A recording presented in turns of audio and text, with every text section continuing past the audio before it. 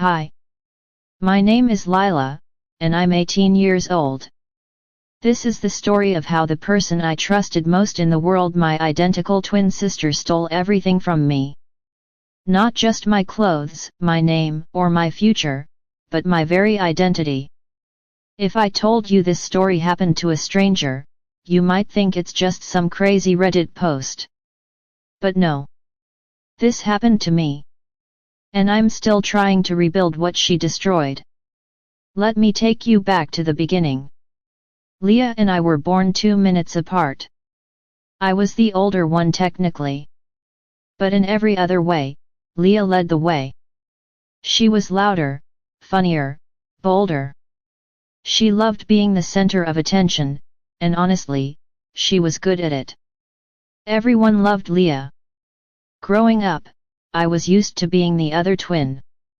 You know, the one people barely remembered the name of. Oh, you're Leah's sister, right? No, I'm Lila. She's my sister. Still, I didn't hate her for it. She was my best friend. We shared everything: our room, our clothes, our birthday cake. I thought we were inseparable. But what I didn't realize was that Leah had always seen me as competition. Not a sister. Not a best friend. But a rival. The first cracks appeared in our relationship when we were around 15.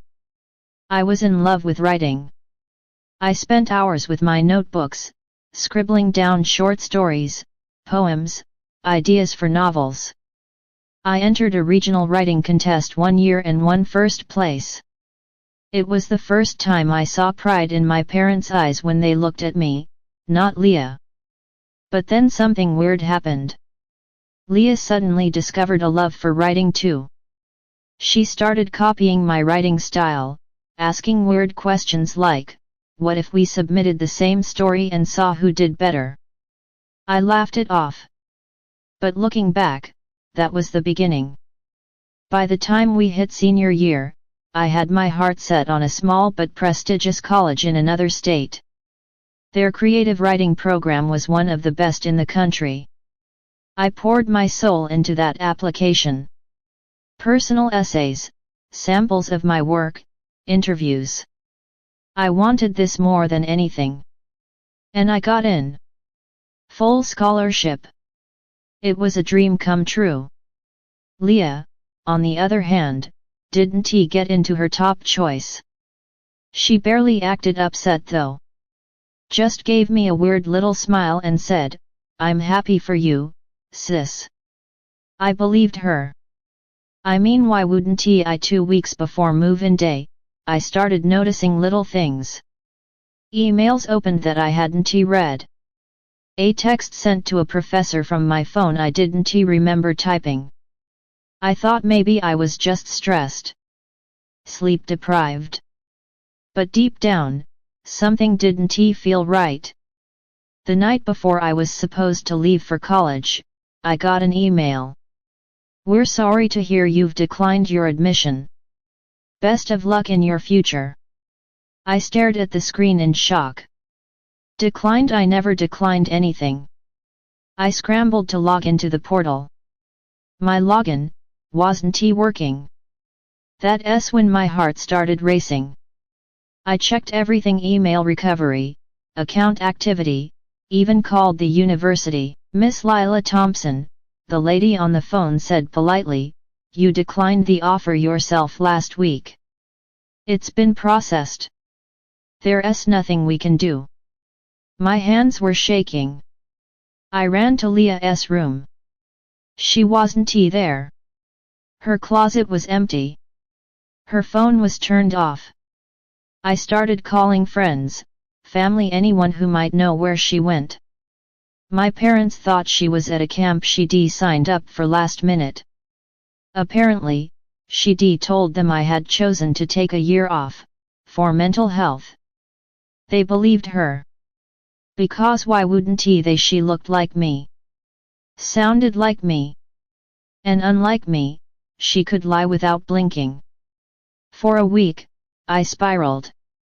I cried. I begged the university to let me reapply. Nothing worked. They were done with me. Then came the moment that changed everything. One of my online writing friends posted a picture on Instagram. He had just started at the same college I was supposed to go to. The caption was about orientation. In the background of the photo, standing in line for student IDs, was Leah. Wearing my favorite sweater. Smiling. Pretending to be me. I lost it. I messaged him immediately. "Hey, that girl in the background, is that who I think it is?" He replied, "Yeah. Lila, right, I met her in the dorm lounge. Super cool." I felt like vomiting. I didn't sleep that night. I gathered every bit of proof I could. Old photos. Voice messages. School records. And I called the college again. This time, I didn't ask. I demanded they listen. I sent documents. Emails.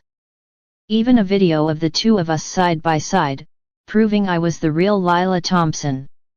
It took days. But they called me back. And what they said still haunts me. "Miss Thompson, we're conducting an internal investigation. It appears your identity may have been compromised." Leah had forged everything. Faked IDs. Hacked into my email. She'd even taken copies of my high school transcripts and submitted them under her photo, pretending it was all her. When the university confronted her, she confessed. But only to protect herself. She made it sound like it was a prank gone too far. That she just wanted to see if she could do it. They expelled her. My parents were devastated. But the worst part, they blamed me. "You didn't have to report her," my mom said tearfully. "She's your sister."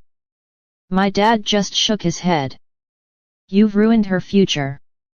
I had never felt so alone in my life. For a while, I thought I was the villain. I questioned myself constantly. Was I too harsh? Could I have forgiven her? But then I remembered her words that night I confronted her. "You didn't deserve it," she said.